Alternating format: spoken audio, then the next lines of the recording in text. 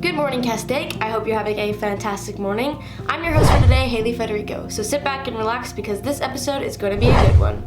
Today you'll learn how to pick up books from the Castaic Library using the Sidewalk Pickup Service, another segment on an important figure for Black History Month, an update on the school newspaper, The Daily Howl, see what's happening in the world of entertainment, school announcements, and of course the Coyote of the Week. Get ready because Good Morning Castaic starts right now.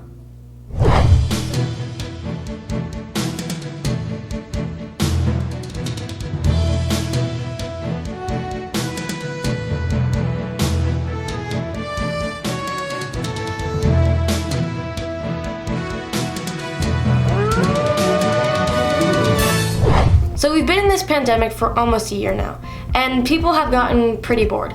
Most of us are trying to keep ourselves busy. Some have tried painting, playing an instrument, or reading. Now the libraries aren't exactly open, so today Amanda Lee shows us a way that you can pick up books at the Castaic Library using Sidewalk Pickup. Hey Coyotes! Today I'm going to be showing you how to check out books from the public library using their Sidewalk service. First, go to co.lapublib.org and you will be taken to the home screen. If you don't have a library card, you can get one really easily by clicking on Library Card and then Digital Library Card. Then fill out the super easy application form. If you already have a library card, then you can go straight to picking out books. From the Books, Movies, and Music tab, click on Search the Catalog, and from here you can search for any book, movie, or audiobook. You can place multiple books on hold at once so you can pick them up in one trip. When your books are ready, the library will notify you. Go over to your local library, mine is Castaic Library, and you can pick up your books in a socially distanced, safe manner. When you're done reading, you can return your books in the 2 bins at the front of the library. I hope this encourages you guys to go pick up some great reads from the library. Reporting for Good Morning Castaic, my name is Amanda Lee. Thanks, Amanda. Now, if you didn't know, the entire month of February is Black History Month. So today, Chase Oliveira brings us a look at a very important historical figure. Today we're going to be learning about the first ever African-American woman to become an aviator. Bessie Coleman was born in Atlanta, Texas on January 6, 1892. She had always heard fabulous stories of World War I fighter pilots, so she started saving money to become one. But at the time, no flight school in America would accept women nor people of color, so she learned French and moved to France. On June 15, 1921, Coleman became the first black woman and first Native American to earn an aviation pilot's license. But she wanted to be even better, so she traveled all around Europe being taught by the most skilled pilots in the world to return to America and become an exhibition flyer. While known throughout the nation as Queen Bess for her extreme daredevilish stunts, she always planned on starting a flying school in the U.S. for African Americans to pursue their dreams. Unfortunately, she wasn't able to finish her goal due to her being tragically thrown out of a malfunctioning plane 3,000 feet in the air. She was only 34 years old when she passed, but had already made a huge impact on the world and will forever be known as one of the greatest role models for both women and all of humanity. I'm Chase Oliveira, reporting for Good Morning Castaic. Thanks, Chase. It's always great to learn about those life stories. Now, before we move on, I'll hand the mic over to Brady Petit for the announcements. Good morning, Coyotes. I'm Brady Petit, and today I have a few quick announcements for you. First off, you can now sign up to participate in Mindfulness Pebbles, an activity hosted by Bring Change to Mind. You will be able to pick up your kit on Monday, Tuesday, or Wednesday by the 25th. If you have any more questions, you can check the Daily Bulletin or email Ms. Kennedy at hkennedy@heartdistrict.org. If you want to support your Castaic High School football team, you can do so by ordering some Castaic Coyote slides.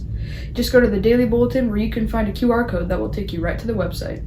Last but not least, there are some new clubs that are still looking for new members.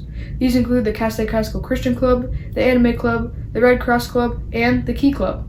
More information can be found on the Daily Bulletin. Thank you, Brady, for the update. Seems like a lot's going on this week and too much for GMC to cover. Luckily, there's another news source in the form of the Daily Howl. GMC's Maya Giza has the story. The many members of the Journalism Club dedicate their time and energy to producing Castaic's school newspaper, The Daily Howl. I was able to talk with some of its leaders about this extraordinary club. So I'm Ava Paulson. I'm the president of the Journalism Club, which we write for the Daily Howl, which is the online newspaper for Castaic School. And as a part of the club, everyone writes pieces and publishes them on our website, thedailyhowl.org.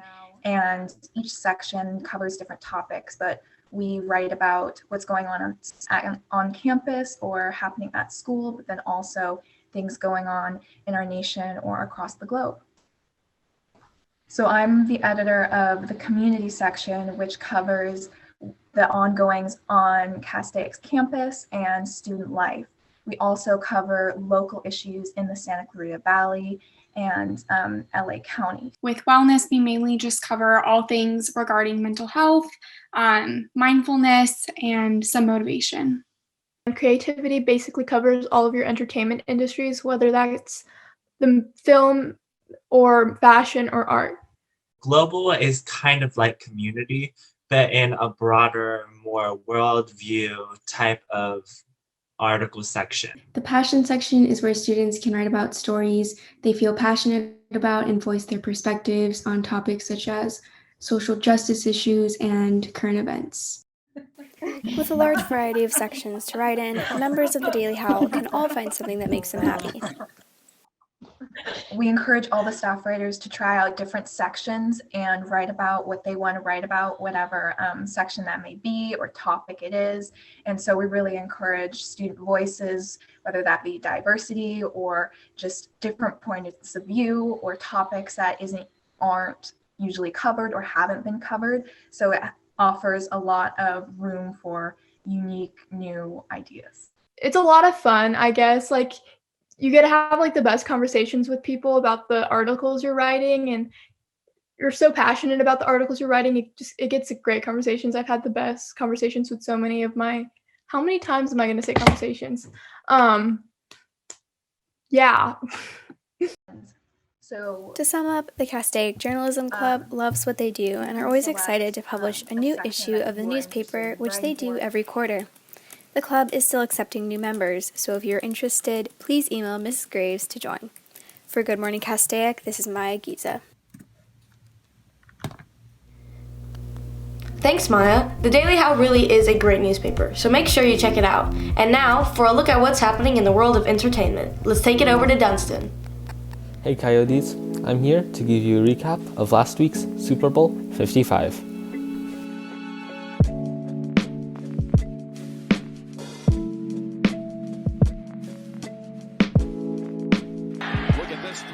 The first quarter started off with a field goal by the Chiefs and a touchdown by the Buccaneers.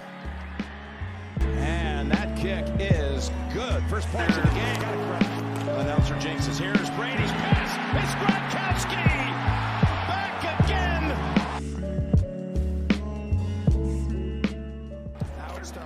The second quarter featured 2 touchdowns by the Buccaneers and 1 field goal by the Chiefs.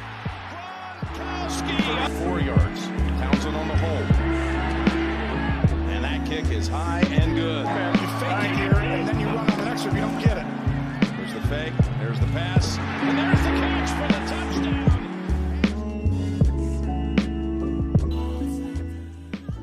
The halftime show was highlighted by The Weeknd and his performances of songs such as Blinding Lights.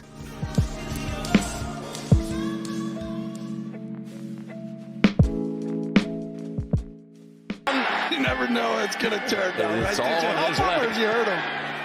And Butker. Right into the... Fournette.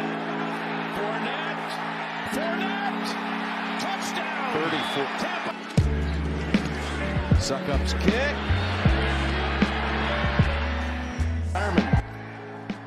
In the end, Tom Brady was able to get his 7th Super Bowl ring, as Tampa Bay are this year's NFL champions. Anyway, whether or not your team took a loss or not, I just hope everyone had a very fun and safe Super Bowl weekend. Reporting for Good Morning Castaix, I'm Dunstan Joseph Yogo. Thanks, Dunstan. Now on to Coyote of the Week. As you recall, Coyote of the Week is a student who has been nominated by his or her teacher for demonstrating excellence. Whoever is awarded this honor will receive a certificate of achievement and a $15 gift card to Barnes & Noble, provided by the amazing Logix Credit Union. Let's see who the winner is this week.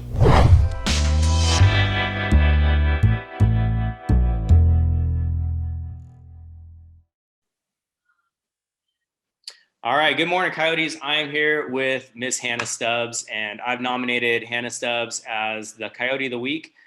And the reason for that, Hannah, is because of your attitude. You come to class with by far the most positive attitude each and every day. Most of the time you arrive early to class just to check in, and not only to talk about, how you're doing, but, you take an active interest in how I'm doing. And, that's important because we're all here to support each other's mental health along with our physical health in PE. And so it's really appreciated. And I just wanted to say thank you for being awesome.